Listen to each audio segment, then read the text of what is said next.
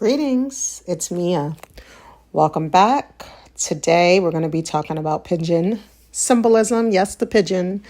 It's time for the pigeon to rise. A lot of people have negative connotations associated with the pigeon because it's in the city and it eats everything and it's everywhere.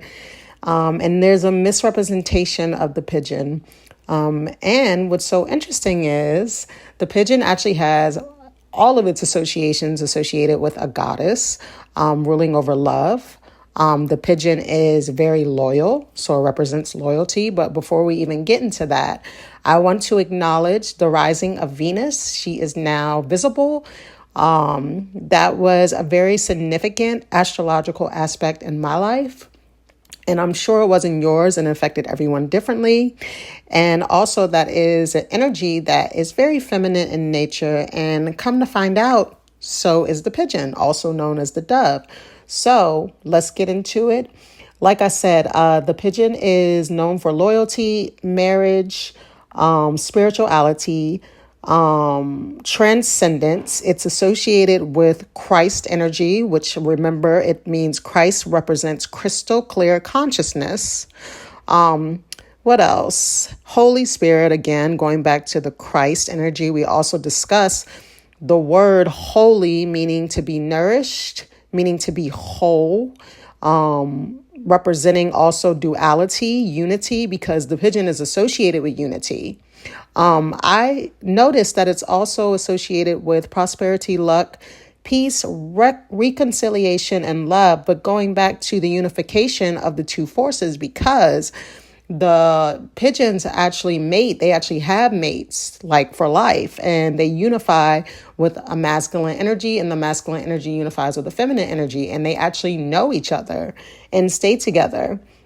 So they represent unity, the unity of two forces, the yin and the yang, the negative and the positive forces that live and exist within everything, especially our own bodies, where we have negative energy and feminine energy. Negative and positive energy, because feminine energy is negative and positive energy is yang, which is masculine. So there's that aspect. Also, if you watch pigeons, you'll notice they're kind of like the lamb of the sky. This is my own words, because they don't fight. You know, even when I feed the birds, there'll be sparrows, there'll be, I forgot the name of the other ones. They're like black and they mimic, they're in North America everywhere. They have like this metallic sheen and they're very small and they walk really fast when they're scared. But going back to the pigeon, they actually don't fight over their food. So these little sparrows will just come and take their food, even if it's right in front of them. And sometimes the pigeon doesn't even react to picking up food, even when it's right there in front of him. And I always thought, or her, and I always thought that that was really interesting. So we'll get back to that in a second. Actually, no, let's stay right there. So for furthermore research, I found out that they did many studies on pigeons. And pigeons, people think they're actually not intelligible, but they are. Pigeons have a sensitivity to patterns and visuals and visual relationships. And they can actually select and identify patterns at a 90% accuracy. Another thing about pigeons that's interesting is that their vision covers 340 degrees, which is quite large and vast. And because they recognize patterns, I thought that maybe the pigeon is not what we think it is when we see it.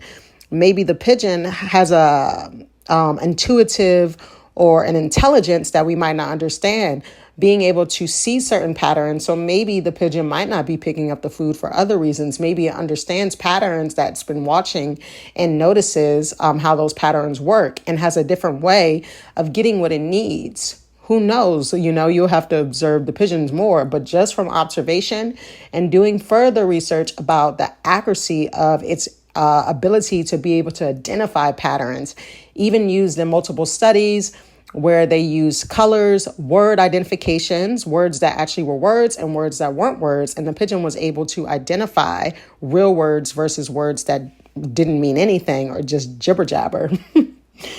So That's pretty excellent. And that makes me think of the female as well. Women have a different way of living, a different way of existing mentally. The pigeon also has a very small brain, but people might think that size actually matters, but it doesn't, because the neurons in that pigeon's brains are quite intricate. So it actually is very intelligent. Same goes from the female. And like I said, when I looked at the connotations associated with goddesses and gods, there's only goddesses associated with the pigeon. One of those goddesses being from an ancient society of antiquity that was in India called the Kunu Lima. I hope I'm pronouncing that right. It's Khunuleima. They had a goddess that was associated with that, and she was known to be able to convene and gather pigeons at just one word or one move. So she was associated with that, and she also ruled over marriage and relationships and love.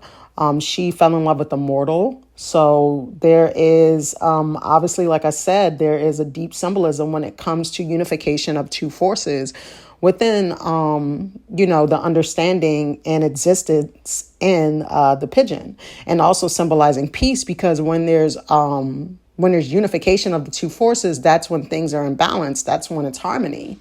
Even in the body, the balance of the two forces within you is homeostasis. So that represents balance. Going back to the numbers 666, because also we know that some of the other associations with goddess energy that are associated with pigeons is the classical,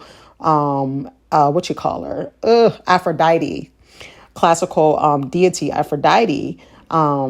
She also was seen with pigeons and depicted with pigeons. So that's another love symbol. And we know that Aphrodite is related to Venus, and Venus is related to the number 6, and the number 6 is associated with love and service, harmony, balance. And a lot of people that vibrate under that life path number tend to be like doctors or teachers, which is the same word if you look at it etymologically, healers, etc.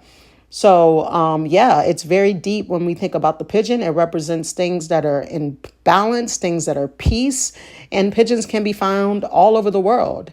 And another thing that's interesting about the pigeon too is that when it's sitting on its eggs, when it's preparing, I don't know the correct name for a pigeon, so I'll just say it's not a chick. I'm not sure, but it's baby pigeon. It sits on the eggs, and actually the male, its mate, actually, they take turns sitting over the egg and watching the egg and making sure that it's protected. So that's very interesting, because you don't really see that in the bird world. You'll see more of the feminine animal or feminine bird taking care of its eggs. But here, when we see the pigeon, the masculine and the feminine force, they actually both watch over the baby and make sure that it has a safe passage into this world. So that's beautiful. Another thing that was interesting, other goddesses associated with doves is Ishtar, which is a goddess that's typically depicted love, sexuality, but also war, showing the duplicity of things. Ishtar is considered also a goddess of fertility when you look at other associations with her that are very similar, like Inanna and Astar.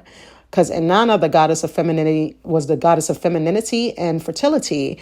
And the reason why these goddesses are associated with fertility, because they understand the dual natures, the dual aspects of existence. And Ishtar herself is like romance, she's sexual, she's love. There's a lot of different aspects that she covers, which shows that she is fruitful in her nature. And women are like that too. So that pretty much covers it. That is the symbolism of pigeons. I hope you enjoyed. I hope you enjoy the Venus rising that will be going on for the next almost year, I believe. And do some research into that if you don't know about it. See how that actually affected your life, which would help you understand what you experienced on a more profound level, and also make you feel connected. Because this day and age is all about reigniting things that have been lost, that are ancient, that actually made us appreciate life more and value our divinity. And I think that's very important in understanding and creating better relationships, not with ourselves only, but also with the outer worlds. Much love, much peace, and much fulfillment. Thank you for listening.